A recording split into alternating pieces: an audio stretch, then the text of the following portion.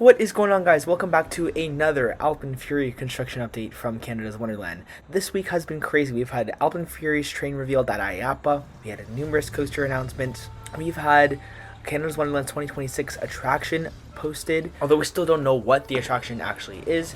We do know it will be a water attraction. But as for AlpenFury, these supports were delivered last Saturday to the park, so these are going to be the supports for the two towers that hold up the double inverting top hat of the coaster. I have heard that more black track has come in, and I'm assuming maybe another shipment might come tomorrow, because this shipment actually did come, I think, either Friday night or Saturday morning. So yes, more shipments have come in. I do not have any photos of that I can release, but from what I've seen, the black track looks amazing. So yeah, the black track is going to be inside the mountain. You'll see photos. I am going to Winterfest tomorrow, so I will be recording that for you guys and getting another construction update.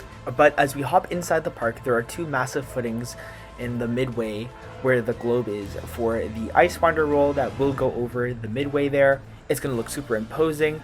There are a ton more footers that have been finished over in the Skyflyer Loop. The Skyflyer Loop footings are finished from what I know, or they at least look finished. There are a ton of them over there. They have also continued some of the footings over by the Pizza on International Street. There is actually literally a footing inside the seating area that is right next to the table.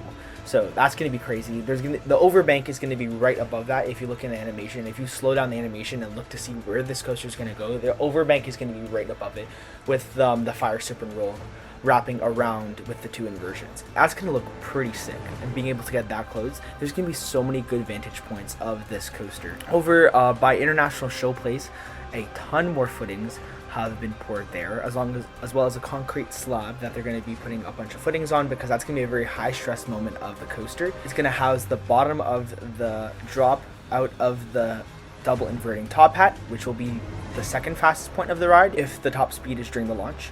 And it will also house footings for the little airtime hill that will be before the final 0G roll on the coaster. The only footings that really need finished are the ones for the return leg on the back side of the mountain for the final 0G roll.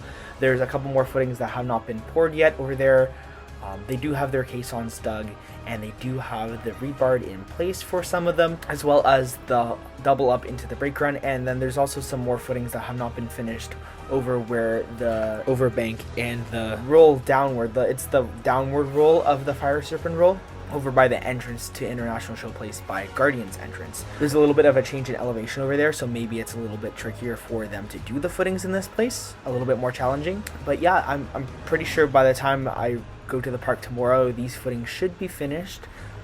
They seem to be about a 75 to 80% done on the footings as of the recording of this video.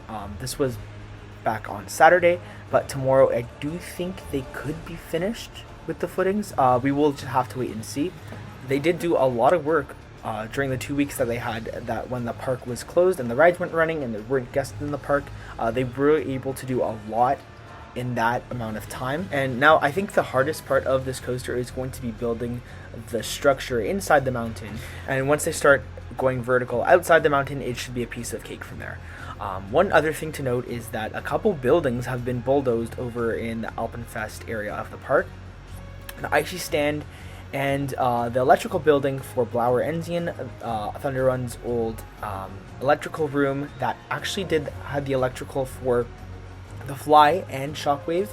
This was mentioned in a construction tour that I did earlier this summer after the ride was announced. Brent actually mentioned that it does house the electrical for the Fly and Shockwave, so I'm assuming those are going to be moved onto a different grid once AlpenFury opens, or they're going to have a different electrical room.